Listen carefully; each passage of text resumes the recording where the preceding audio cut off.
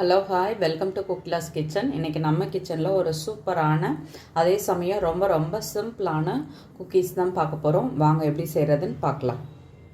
First ஒரு பவுலில் கொஞ்சமாக நம்ம குங்குமப்பூ ஊற வச்சு எடுத்துக்கலாம். நான் ஒரு 1/4 கப் அளவு பால் சேர்த்துருக்கேன்.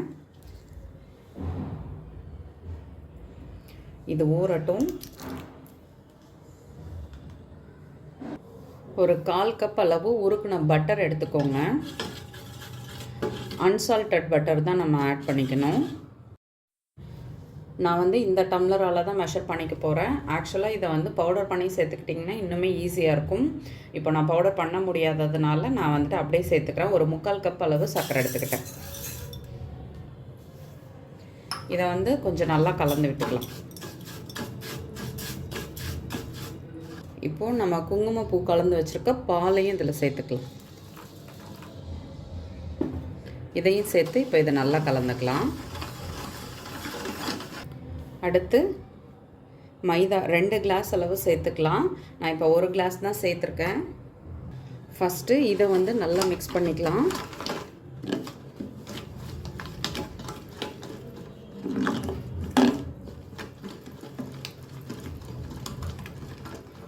அதுக்கடுத்து கொஞ்சம் கொஞ்சமாக இந்த மைதாவை சேர்த்துக்கலாம். கையால் பிசைஞ்சால் தான் கரெக்டாக இருக்கும். மாவு இப்போது சூப்பராக பிசைஞ்சாச்சு. நான் கொஞ்சமாக பாதாம் இதில் சேர்த்து இதை மாதிரி க்ரஷ் பண்ணி எடுத்துக்கிட்டேன். இப்போ க்ரஷ் பண்ண பாதாமை இதில் சேர்த்துக்கலாம். இப்போ மாவுலேருந்து சின்ன உருண்டையாக எடுத்து இதை மாதிரி உருட்டிட்டு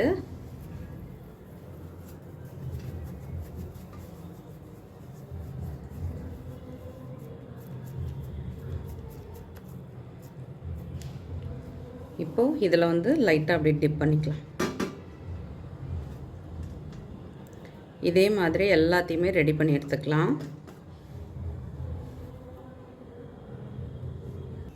இப்போ இது எல்லாத்தையும் ரெடி பண்ணியாச்சு. நான் குக்கரையும் சூடு வச்சுட்டேன். இப்போ குக்கர் நல்லா சூடாகிட்டு இப்போ நம்ம பிளேட்டில் அரேஞ்ச் பண்ணி குக்கரில் உள்ளே வச்சு கேஸ்கட் போடாமல் மூடி எடுக்கணும். அவ்வளோதான். ஒரு 10 to 15 மினிட்ஸ் சிம்மில் இருந்தால் போதும். ஒரு பிளேட்டில் கொஞ்சமாக கீ சேர்த்துக்கலாம். சேர்த்து இது ஃபுல்லாக எல்லா இடமும் படுற மாதிரி அப்ளை பண்ணிக்கலாம். குக்கர் இப்போது நல்லா சூடாகிடுச்சு. நம்ம பிளேட் எடுத்து இது உள்ளே வச்சிடலாம்.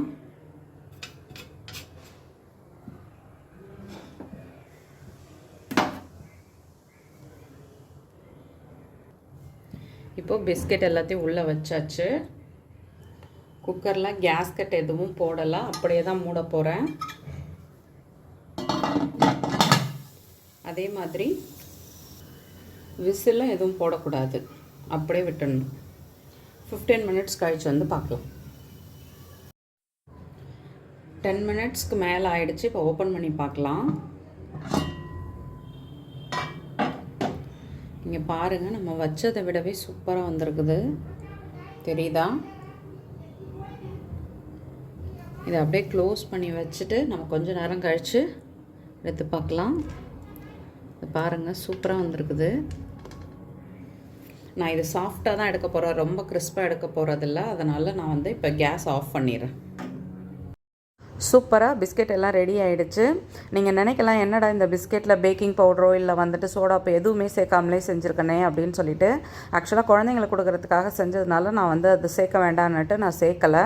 உங்களுக்கு வேணும்னா நீங்கள் கொஞ்சமாக சேர்த்துக்கோங்க, ஒன்றும் தப்பு கிடையாது.